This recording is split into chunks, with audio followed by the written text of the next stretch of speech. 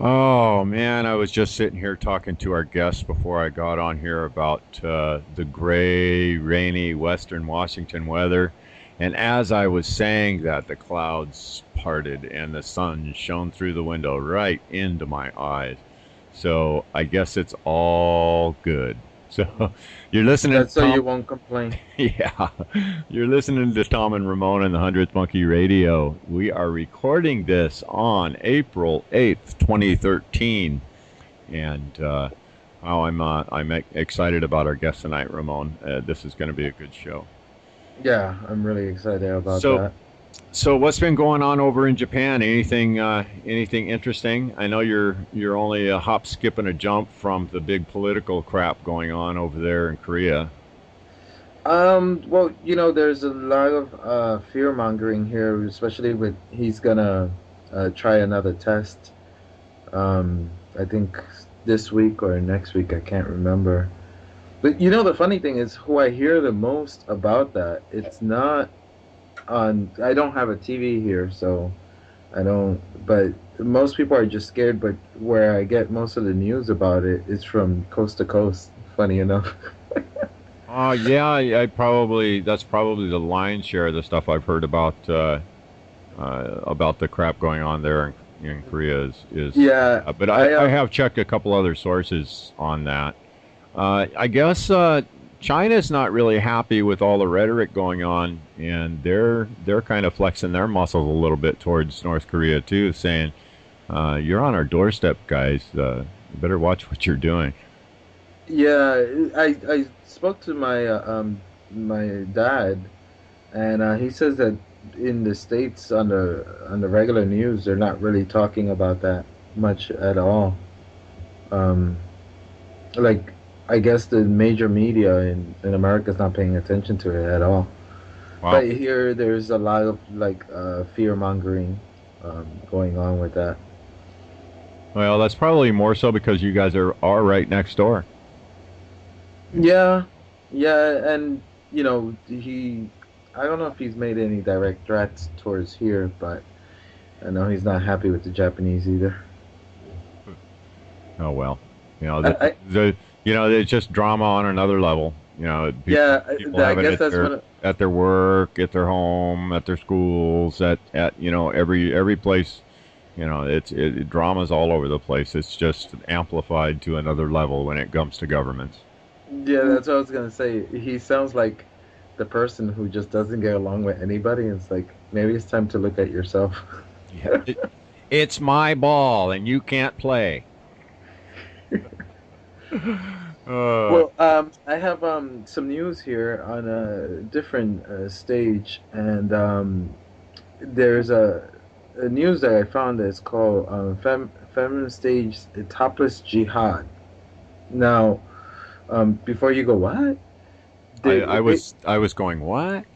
Yeah, basically there was I forget her name, but there was a lady in Tunisia who I guess showed herself topless in a photo, and she wrote on her chest, my body, and or I can do anything with it. If you look at the link, you'll see. And then she was threatened to be stoned to death for doing that. So what happened was there was an outcry from a bunch of women all over the world, France, Italy, Sweden, Belgium, and a few other countries, and they were going topless in front of the Tunisian, in front Embassy. of yeah, in front of the Tunisian embassy. I mean, they were getting really bold with what they were writing on their body. I don't want to repeat some of the things, but basically just saying, to stop the whole nonsense of stoning women because she wants to show her breasts. That's a little archaic. Yeah, yeah. Yeah, but I mean, Is it having any effect on what they're planning on doing with this girl? I don't know. Because I know she ran out of the country, of course. Oh, well, But I'll keep an eye on that and I'll let you guys know. But we're also we posted some trailers there that I'll repeat again that I think are when they come out I definitely want to watch. One is called The Path Beyond the Physical trailer, and that one's all about out of body experience. And Tom Campbell's in it, William Bowman. Um, I ordered that already, Ramon. It is released. oh, it is released? The Okay, so DVD you, is released. Yeah. where's mine then? I don't know. I was. Anyway, the second one is a series documentary, and that one's all about the disclosure. You guys, and I have links to both of them there. That comes out April 11th, doesn't it? Just this next weekend? I believe so, and that one, if I'm able to get it correctly, we'll be supplying ourselves because basically what Stephen Gray will be doing is if you if people buy it through your site or do whatever he gives you a percentage of it. So this way, if any of you guys listening have a site, you can put it on your site or send the link out to your friends and you can get some money of it because he's depending on the public to promote it. Definitely not depending on the major places. Nice, nice. That's the way to do it in this community. I mean, for lack of a better word, the woo-woo community. The word of mouth is where it's at. I mean, that's where you hear about people who are really doing good work. It's not that self-promotion that does it for me, anyways. Yeah. So, shall we get going, Ramon? Yeah. The last thing I'm trying to find our guest page because it was something I wanted to read about her page. Go ahead, Tom. I'll read it after. Okay. We have with us tonight Gwilda Wiyaka, and if I pronounce that wrong, she'll probably beat me up, but I went with it anyway. Author of So We're Still Here, Now What? Spiritual Evolution and Personal Empowerment in a New Era, is considered by many to be today's foremost expert on the modern-day application of ancient shamanic principles. She is the founder and director of the Path Home Shamanic Arts School, a Colorado State certified occupational school of the shamanic arts.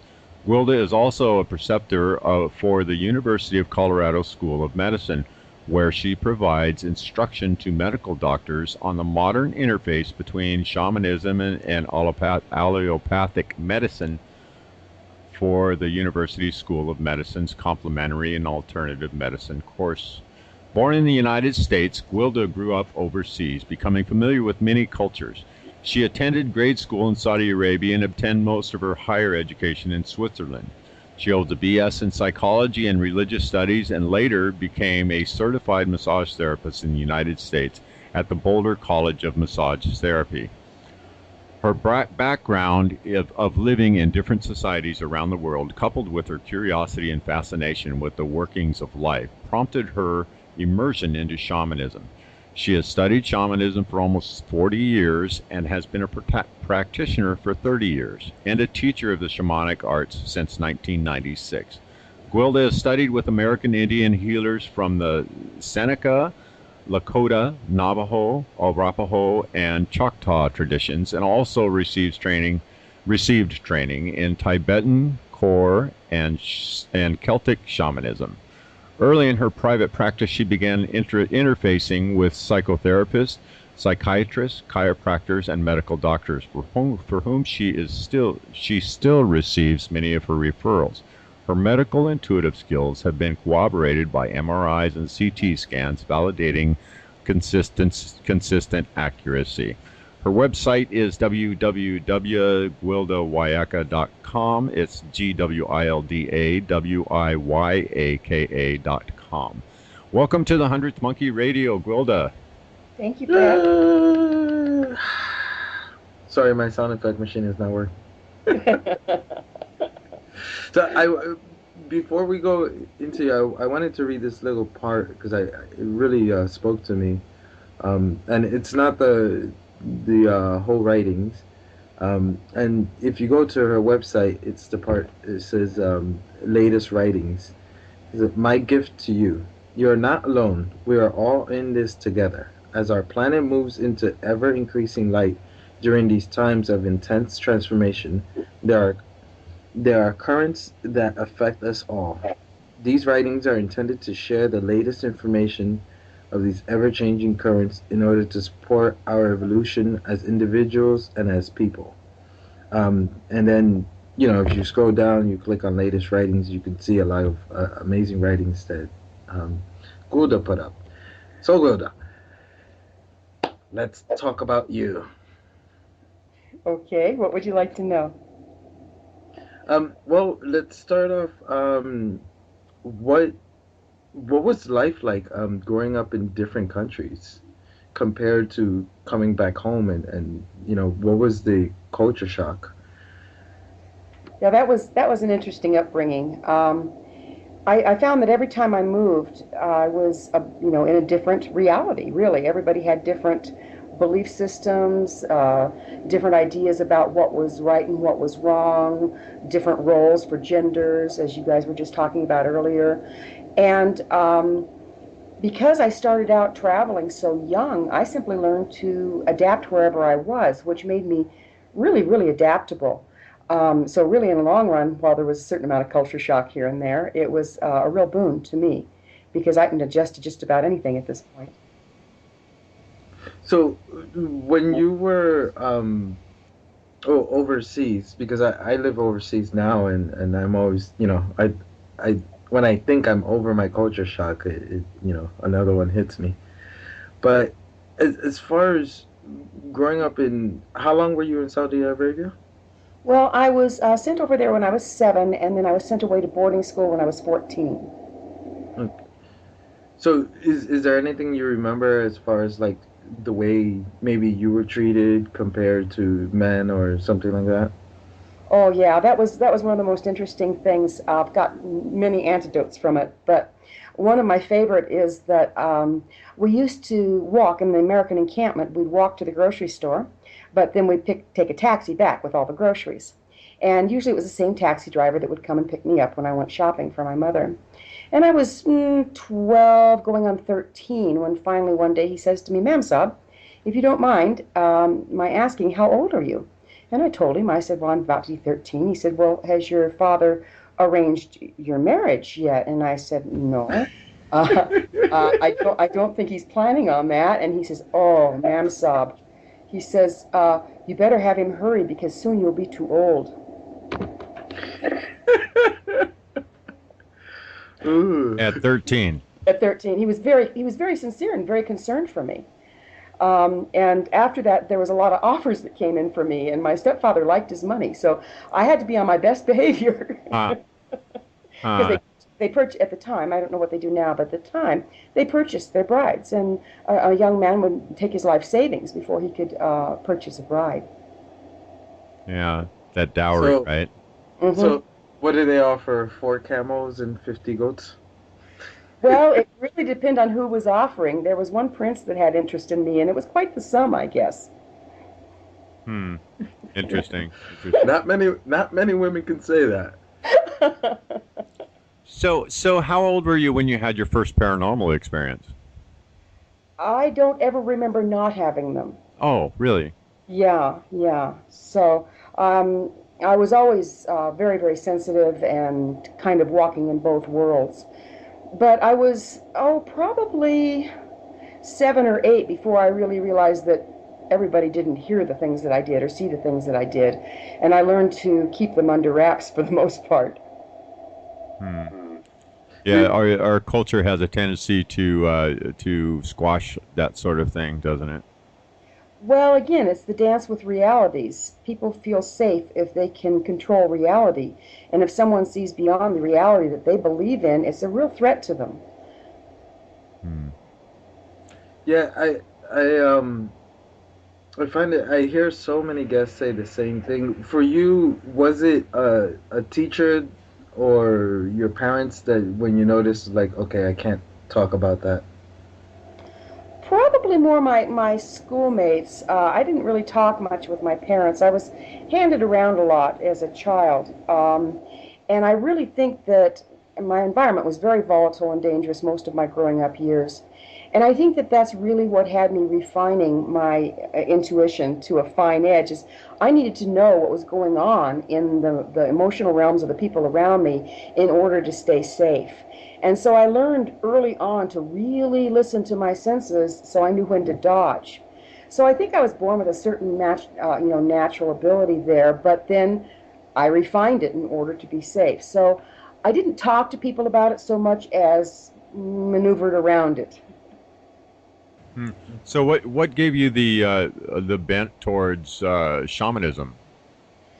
Well, like I said, I had to develop my intuition in order to really feel what people were feeling so that I could stay safe. But the problem was I didn't develop an off button. And so by the time I was in my 20s, I was failing rapidly because I constantly was getting way more input, almost like being autistic. But I was getting the input of the emotions of everyone around me and not really knowing which were mine and which weren't. And so by the time I was in my early 20s, my adrenals were fried. I was in fight or flight all the time. My digestion wasn't working. And that's when I found my first teacher, who was a Lakota elder. And he was the first person I studied shamanism with, and he helped me learn to find the volume knob, if you will, on my abilities. Now, I've heard you say that you don't consider yourself a shaman. What was the wording you used? Practicing. Yes, shamanic practitioner. I really feel that shaman are people that were born to it within their tribe or their community. They're brought up with the training, and the skills are handed down generation after generation. Those are the people I consider shaman. I consider myself a shamanic practitioner. That is to say, I've studied shamanism for a long time, and I'm well versed in the practice, but I certainly don't claim the title of shaman. Hmm. Yeah, that makes sense. I mean, it is. I think it is more of an indigenous title. So I should throw away my 1 week certificate then. Oh, geez, Ramon.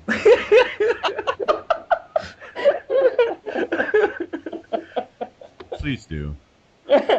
Welcome to shaman camp.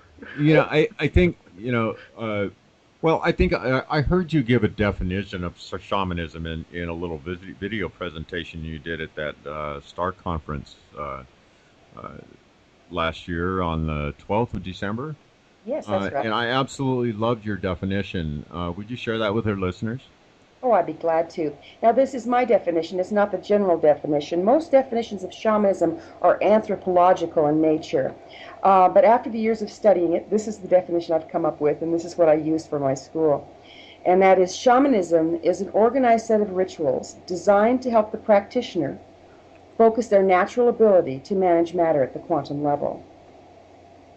Did you get all that, Ramon? Yeah. That's awesome, isn't it? Yeah, it's amazing. Now, you have a shaman school, and tell us how you got that started and why did you get that started? Yeah, that's a really fun story. I've been teaching shamanism for a lot of years, and I didn't know, but in the state of Colorado, if you teach anything that can be used in an existing practice or as a practice, you have to be a certified occupational school, certified through the state of Colorado. And I was getting ready to hold a class called Shamanism for Practitioners of the Healing Arts. And I was going to rent a room up at one of the massage schools up in Fort Collins. And the lady there said, "Did you realize that this was the case?" And I said, "No. Do you have some contact information?" And she gave me the contact information of the state. And I called the state, a lovely lady by the name of Renee. She and I talked back and forth. I thought surely I'd be exempt because it's, it's a spiritual practice, not a. But we went back and forth and back and forth and back and forth. And finally she says, "I'm sorry, but you're going to have to be certified." And I went, "Oh, this ought to be fun." Well, reams of paperwork. Every class that I teach is on file with the state.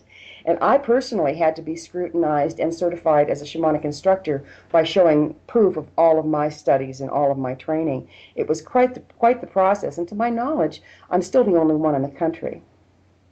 Wow, that's impressive. They, are there any others working outside of the quote unquote officialdom there in Colorado? Oh yes, people are coming in and teaching and leaving all the time that live elsewhere. A lot of people are sliding it in, and I don't really have any particular feeling on that. I know that people were a little upset with me because they were afraid I was going to set a precedence. But we kind of need a bridge between ordinary reality as we've known it and where we're going. And I guess I just got to be that bridge. Yeah, that's great.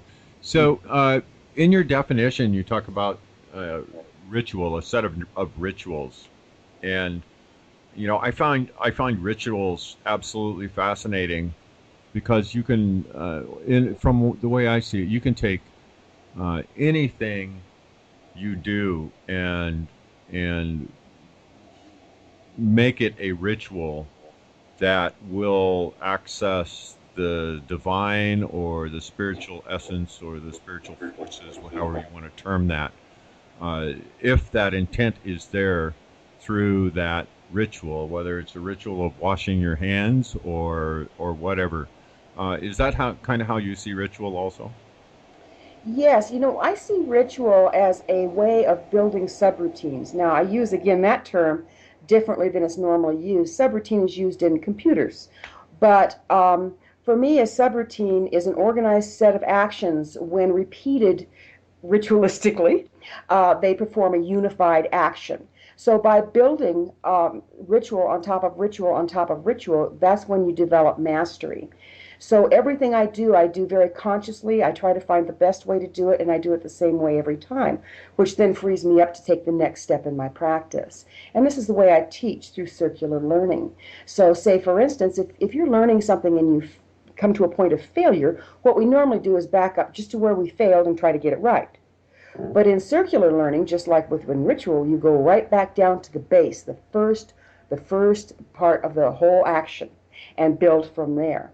And that's the way you build mastery in all that you do. And if you build that with the intent of doing it in a sacred way, of aligning with all that is, then that's exactly what you're creating in your world and in your life. It doesn't sound any different than martial art. It sounds just like it. Because that's the way I've heard a lot of martial artists describe the exact same thing you said. It's so fun to see it. Yeah, I'm actually a second degree black belt in Taekwondo, an international instructor. And that's what I loved about the martial arts. There's an old movie, Karate Kid, that showed this beautiful circular learning. And, that's really where I started to understand it and learn to apply it in the shamanic arts. Is there anything you don't do? Oh, probably. I do Um, have standards, Ramon.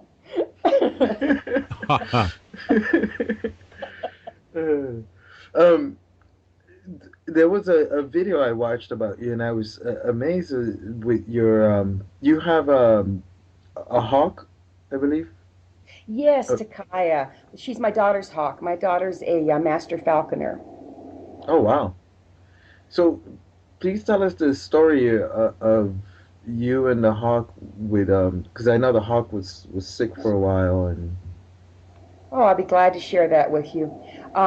We had West Nile in our area, West Nile disease, and it's passed by mosquitoes. And that spring or early summer, I came down with West Nile, and I was pretty sick, but I got over it in about a month and didn't think much more of it. But then, not long after that, my daughter's hawk, Takaya, got West Nile, and she was just getting sicker and sicker and sicker. And what's interesting with hawks, it seems so diametrically opposed to what you'd think it needed to be, but if they get sick, they need a lot of food to feed their immune system. But if they get sick, they're too weak to catch the food. So it was really good that we had Takaya. We were able to feed her and keep her fed. But even so, she was failing, and she got so weak, she could hardly sit on her perch. And it was pretty clear we were losing her. And so finally, I asked my daughter's permission. I said, can I do a journey for the hawk? I'm really worried here. And she says, please do. So I'll talk about the 5 rules of shamanic practice later, but one of them is you don't practice without permission. So I journeyed, went into a shamanic trance and journeyed to the hawk, which is a form of animal communication, and asked her permission to work on her behalf, and she gave it to me right away. So at that point, I went to Spirit and asked, what can I do for this hawk? And they said, do you remember you had West Nile? I said, your point being? And they said, everything expresses according to frequency. Your immune system found the frequency that counteracts the disease. Offer that to Takaya's frequency. So I did that. I simply offered, through intent, the frequency that my immune system had come up with in the process of kicking the disease.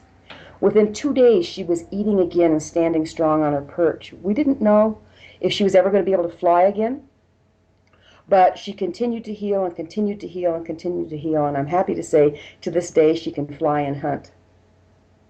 Oh, that's impressive. How old is she now? Oh boy, she's probably 8 years old, 9 years old, and she was the only raptor to survive West Nile. We called the Raptor Rescue Center, and every one of them they had with the disease had died. Wow. So at that time, she was the only one that survived the disease. That story means a lot to both me and Tom, because we're both pet owners, and humans, we really get attached to our pets. So I just found it amazing that you were able to work that way. Can we go into your first of all, the what was it, the 5 laws of shamanic practice? Oh yeah, I also teach these with the school. The problem with shamanism is it's very close to sorcery, and of course we don't want to dance with sorcery because it has a nasty backlash. And so I've developed these rules that helps us stay out of sorcery. Rule number 1 is shamanism works within the laws of nature. Number 2, shamanism doesn't put energy on someplace where it does not belong. Number 3 is it doesn't take energy away from where it does belong. Number 4, you never work without permission. And number 5, shamanism does no harm. So what do you mean by put energy where it doesn't belong? Okay, here's a really good example. Let's say I decided that you aren't leading your life the way I think you should. And I think that if you would do it a different way, that it would be much better for you. And I'm really well-meaning. So I decide to go into prayer and pray that you see the light and you do it the way I think you should.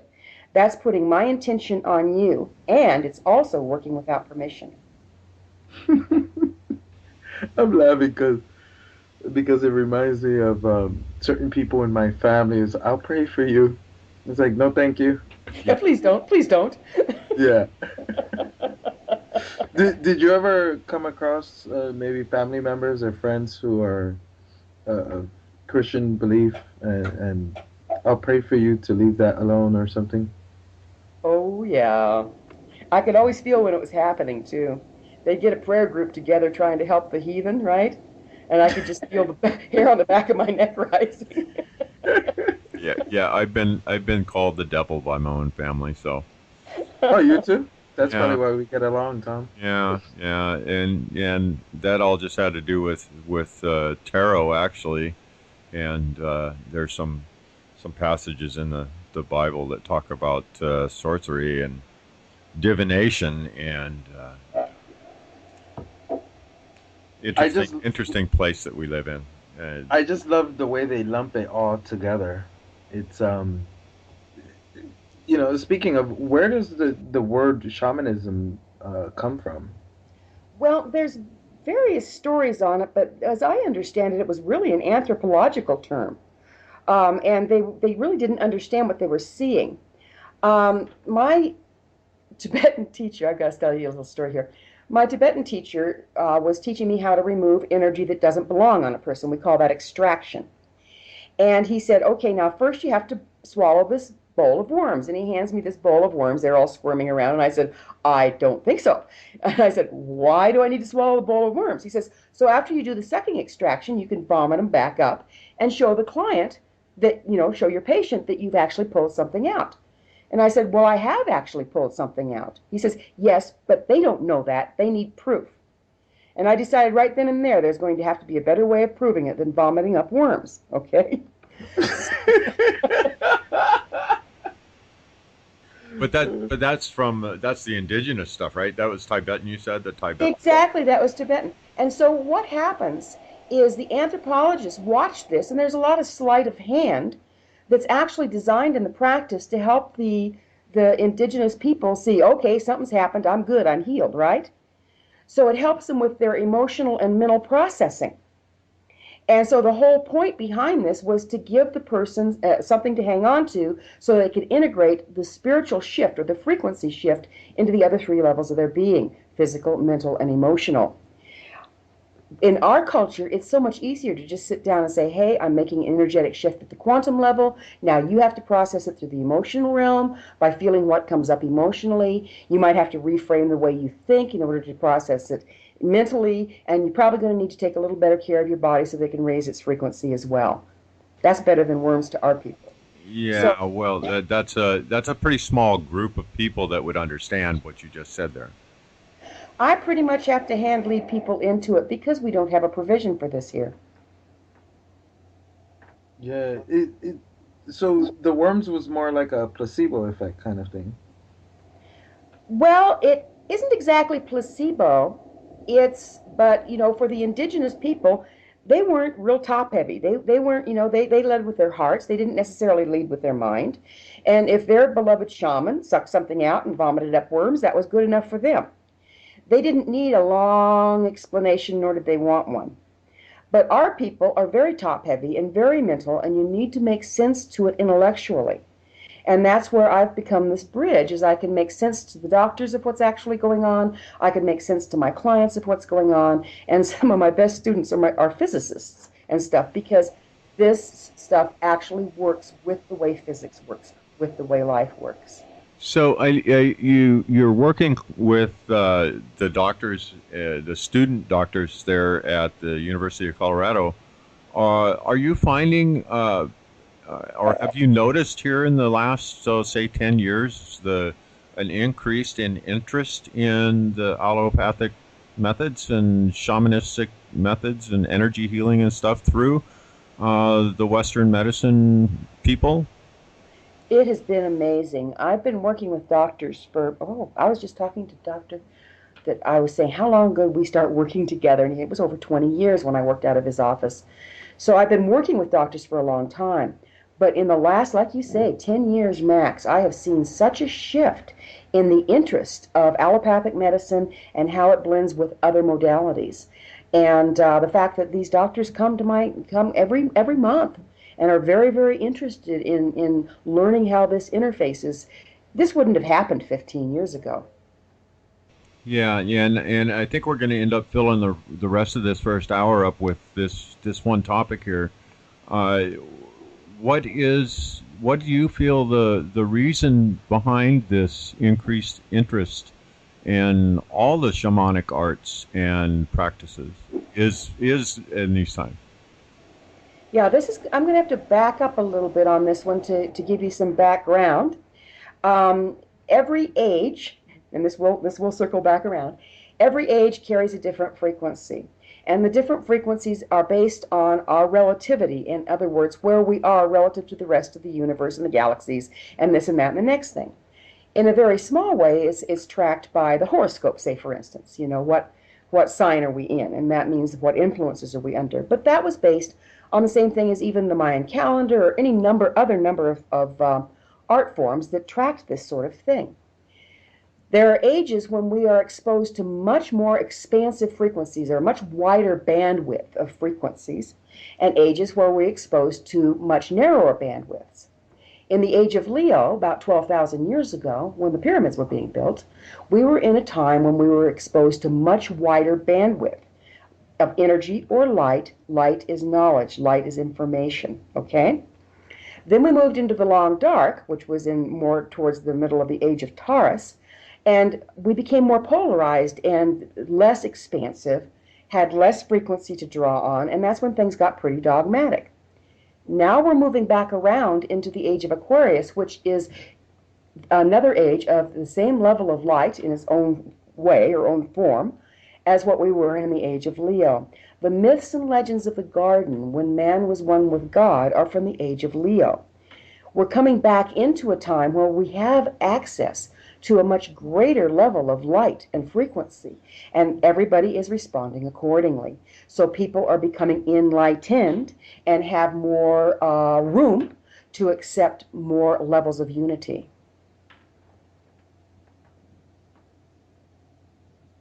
Sorry, I was trying to unmute my mic. I'm like, So I'm talking to you and my mic's mute. Oh, go ahead, Tom. What were you gonna say? well, I wanted to jump back to something she said at the beginning of that. You said light is knowledge. Can you expand on that a little bit and explain what you mean by light is knowledge? Sure, I'd be glad to. Einstein is one of my favorite characters. He was just so tuned in way back when. It's just amazing to me. And a lot of his quotes speak of this. And basically, he said, reality is frequency. You match the level of the frequency of the reality you want, and you cannot help but get that reality. And he goes on to say, this isn't. This is physics. This isn't mysticism. This is physics. That's badly paraphrased. But what he was saying is, the more light we have, the more information we have. The more information we have, the more knowledge we have. So if we think of light as frequency, the more light or frequency, the more knowledge, the more expansiveness. But this is on all four levels, not just the mental. Interesting. Interesting. Yeah, that kind of reminds me of, I don't know if you ever heard of the experiment with the salamander and the frog. No, I haven't. I always forget his name. There was a Russian scientist who did an experiment where he shined a light through a salamander embryo onto a frog embryo. And what he found was that the information from the salamander carried over on the laser onto the frog. And when it was hatched, it was a salamander. It had no traces of a frog whatsoever. And they were never in contact with each other, just the laser information transferring from one to another. This totally lines up, Raymond, because our DNA is actually activated by light. And for years, the medical profession has felt that we have junk, what they call junk DNA. But actually, it's DNA that is inert because it doesn't have the frequency present to activate it. Now that we're moving into a time of greater light, our chakra system opens up above and below our body, filtering in these higher frequencies. It can actually change our DNA. And that's how we shift karma. We have karma that we've inherited for generations through our DNA during the time of lower light. But now we can become proactive, and through our intent and through interfacing with the quantum level, actually shift our DNA and shift our consciousness and shift our karma. So are you speaking of just personal karma or societal karma or the race karma? Is there such a thing as race karma? I absolutely believe so, and I think the name of your show kind of speaks to that, the 100th Monkey. So if you can shift it on an individual level, you are representing a frequency that heretofore was not present. If two of you do that, then it's... Have you ever seen in a sound chamber? I might sound like I'm changing subjects, but hang with me. In a sound chamber, if you sound a tone, one note, at a particular volume, okay, and you measure the volume there, then if you sound exactly the same note at the same volume, the volume in the room increases more than twice. Okay, this is just the way sound works. This is, again, vibration, frequency. So if one individual chooses to process out the limitations and take advantage of the increasing light that's available and resonate at a higher frequency, then someone next to them likes the look and feel of that and does the same thing.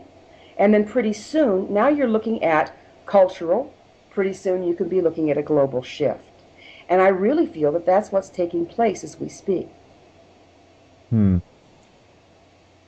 Oh, let's see. Do you still hear me now? It seems to be... You guys hear me? I can hear you. Okay. I just had a little glitch there with Skype, so...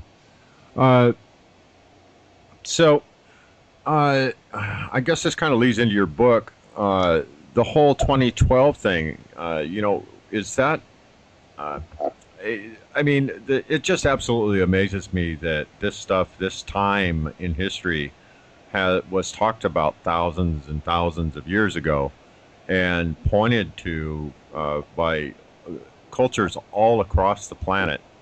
And, uh, you know, it baffles me that they knew this time was there. But then on the other hand, if I look at the from the scientific end of things and looking at the movement of our solar system through the galaxy and across the ecliptic plane and all the different magnetic forces, the energetic forces possessed in the galaxy, I can see how they could foresee it. But the terminology they use, I don't see that scientific bent from what I have seen in all the different prophecies that have been put out there. Would you say that there was a scientific understanding thousands of years ago, or was it merely intuitive understanding? Well, say for instance, the Mayans were both mathematicians and shaman. And during the long dark, when we got into the long dark, shamanism was reduced to an organized set of rituals that people clung to because they'd really lost connection with the grander scheme of things. But even shamanism evolves and devolves with the times.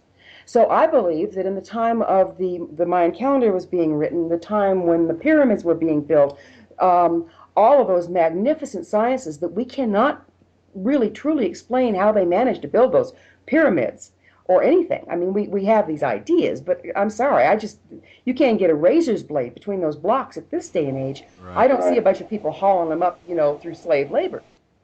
But when you get in times of greater light, I think shamanism comes into a form that I call galactic shamanism. In other words, we are able to move our consciousness out into the galaxy and document what influences are there and what's going to happen and what's going on. And I really feel that that's the form of science. That's where, again, shamanism and science were one. And they were able to bring this information through. And I really believe also that when we're in those ages of expansive light and we're able to transport our consciousness great distances because of it, that we are actually getting information from other galactic beings as well. I'm starting to see that in our society, that mending of the fences between science and spirituality, where more and more scientists are taking consciousness into account when they're doing their experiments and really starting to understand that it does have an effect. Yes, that's amazing. One of my favorite things is, the gospel is the latest study, right? The latest studies show, all right. But there's this thing that they came up with a long time ago called the observer effect. And what they found is that the observer of the experiment was seeming to have an effect on the outcome. So what they immediately thought was that the observer was inadvertently skewing the statistics to go along with their belief systems. So that's when they developed the double-blind studies, which actually showed that no, they weren't skewing the results. They were actually having an effect on the outcome by being present and observing what was going on.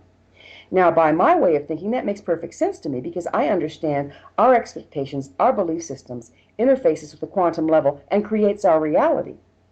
However, what it also does is makes all scientific testing defunct. Hmm. Yeah, it does to a certain extent, doesn't it? Yeah. Yeah. So.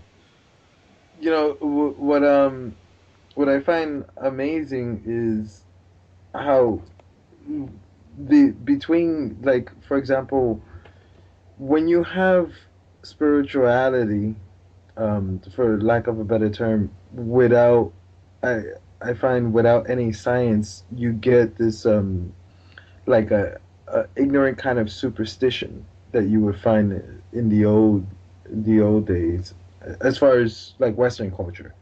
Um, and then when you have spirituality, I mean, when you have science without the spirituality, you get the same kind of ignorance where it's like, oh, that's all hui, and they just don't. even bother to look that way.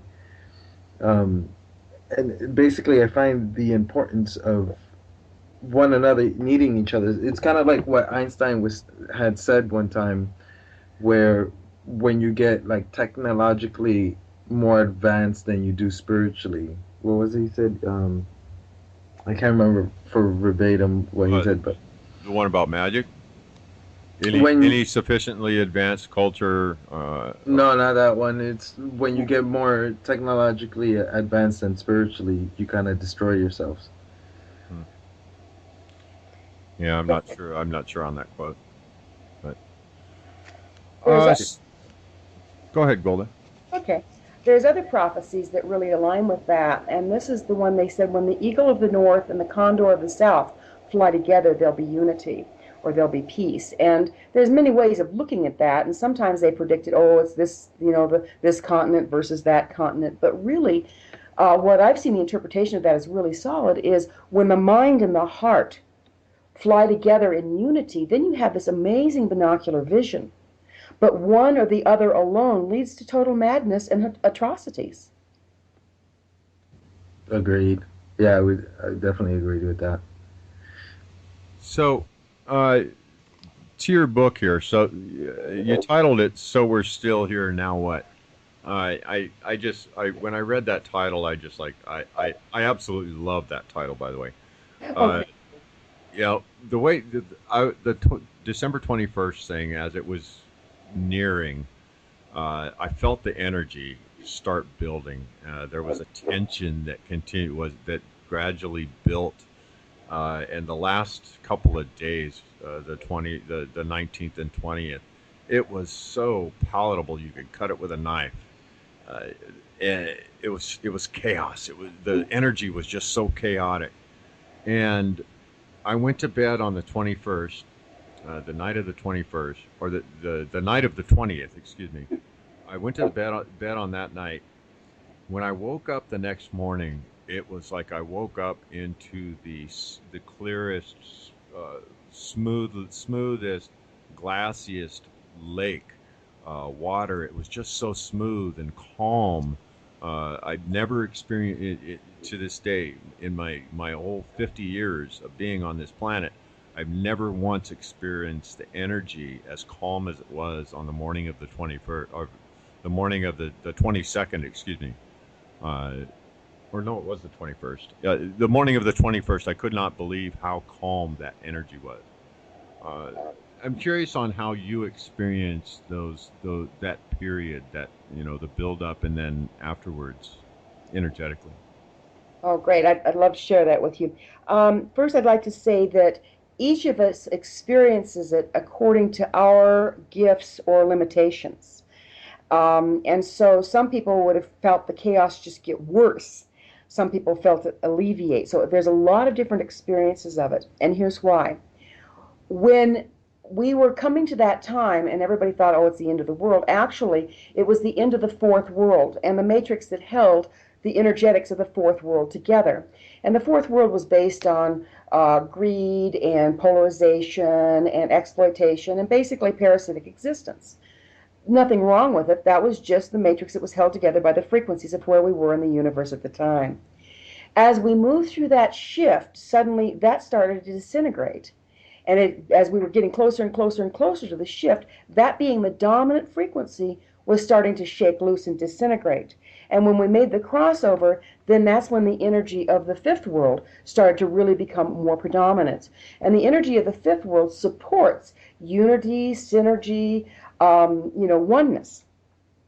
It doesn't mean we all engage in that. It just means that that's what's more being supported now than what was, 5 years ago. So when we moved into that time, my experience was much like yours. Like I could just feel this, like everything's being rattled apart.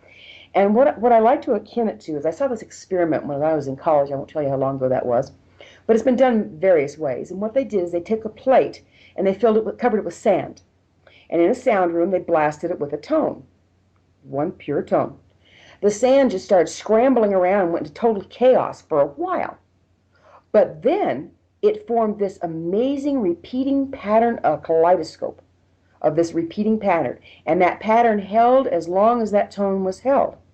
When the tone changed, the sand, that pattern disintegrated, the sand went into total chaos for a while, but then another repeating pattern of a different format, but every bit as precise, was formed, and it held as long as they held that note.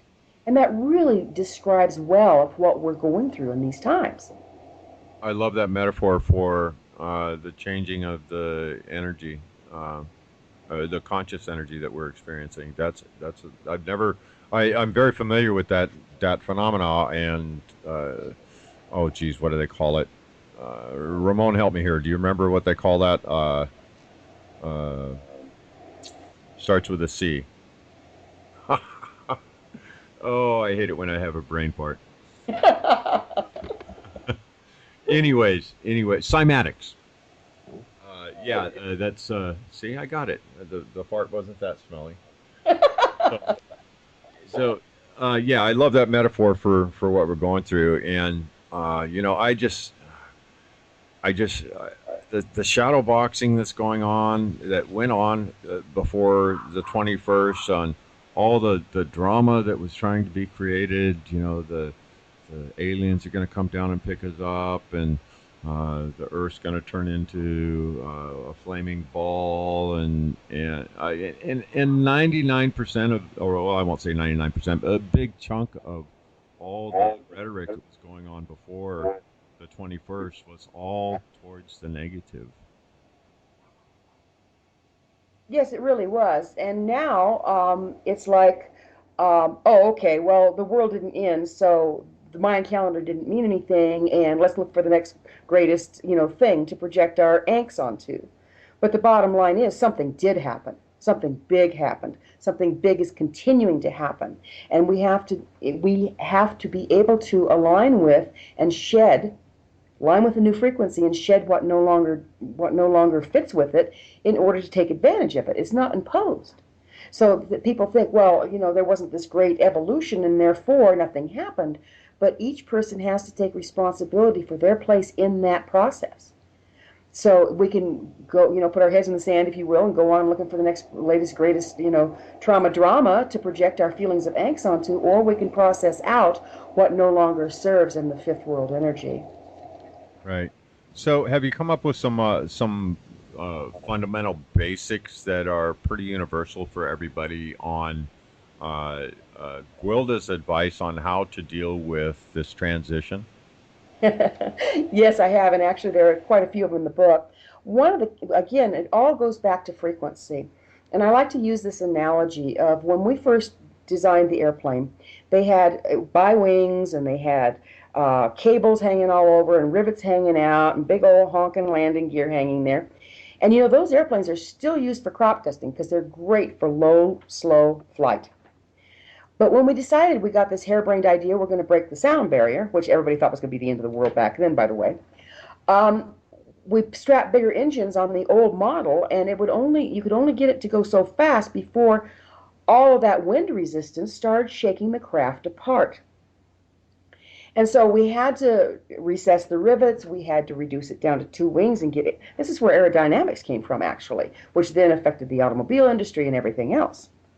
But I like to use that analogy because all the places that we've disconnected from our natural expression are like drag.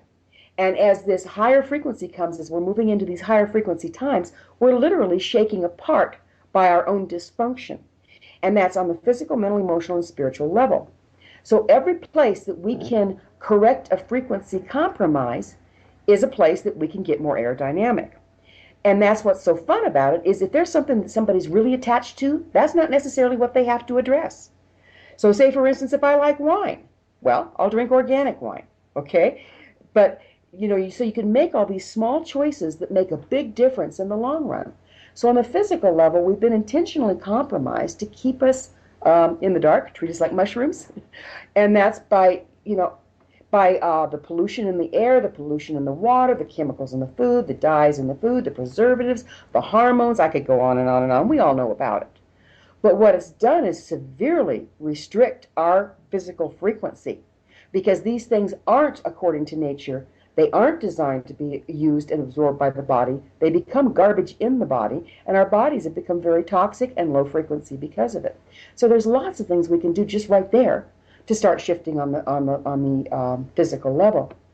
If you look at the emotional level, we've been taught emotions are bad.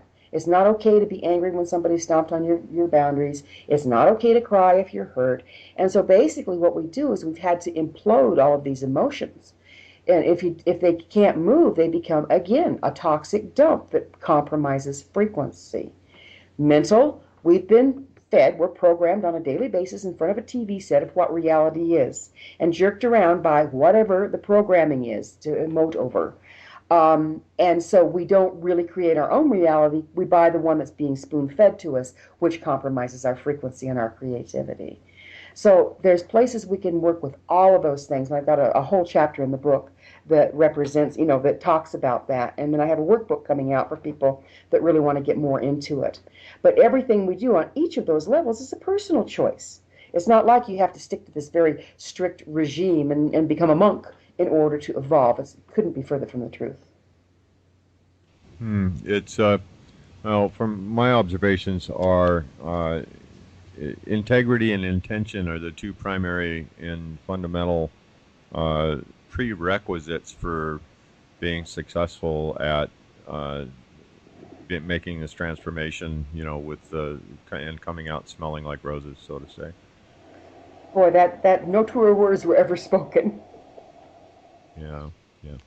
So we're reaching the top of the hour here, and if you would share with our listeners where they can get in contact with you, find your books. You just have the one book, correct?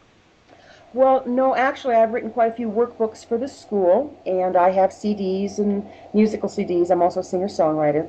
So all of those things are available on Amazon.com. If you just put my name in, Gwilda, Gwilda, last name Wiyaka, Wiyaka, those will all come up on Amazon. You can also find my book through my website, but it just refers you back to Amazon, and that's gwildawiyaka.com, like you said. But I have a lot of workbooks that I've written for the school, as well as this latest book out. So we're still here now, Juan. Very nice, very nice. One last question before we go. Are you an amazing cook as well? I love to cook, Raymond. Yes, I'm a good cook. She like covered everything. She can sing. Oh, Ramon. She can sing for you. She can kick your butt. She can heal you after she kicks your butt, and then she can cook for you. All right, guys. Well, I want to thank everybody for listening to this first hour, and we're gonna dig in a bit deeper into the second hour and see what we can get out of Gwilda Wiyaka. Am I pronouncing your last name right? Yes, you are. All right.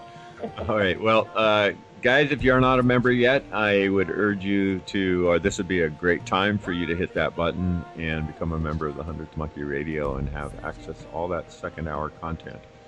So we love you guys. And condemnation without investigation is the height of ignorance. The love you deny is the pain you carry. And we'll see you in the second segment.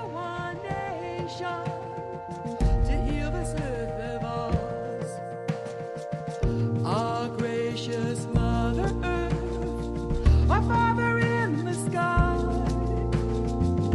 have joined again in love to reveal the light.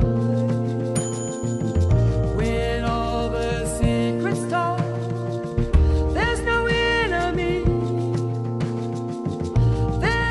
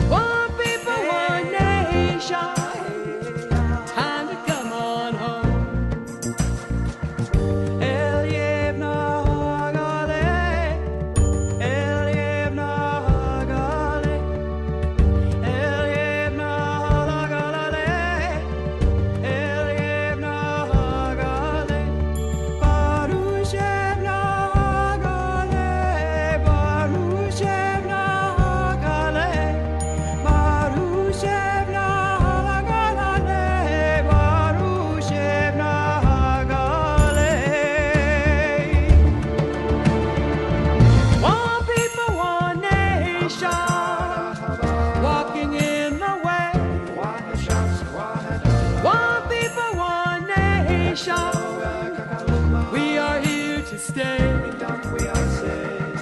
One people, one nation, holding up the light. One people, one nation, to walk you through the night. White buffalo calf woman, Muhammad Gandhi, Buddha and Jesus Christ came to set us free. Mary Magdalene, behind Krishna came. Different spaces, places, the message was the same. One people, one nation, searching through the night. One people, one nation, searching for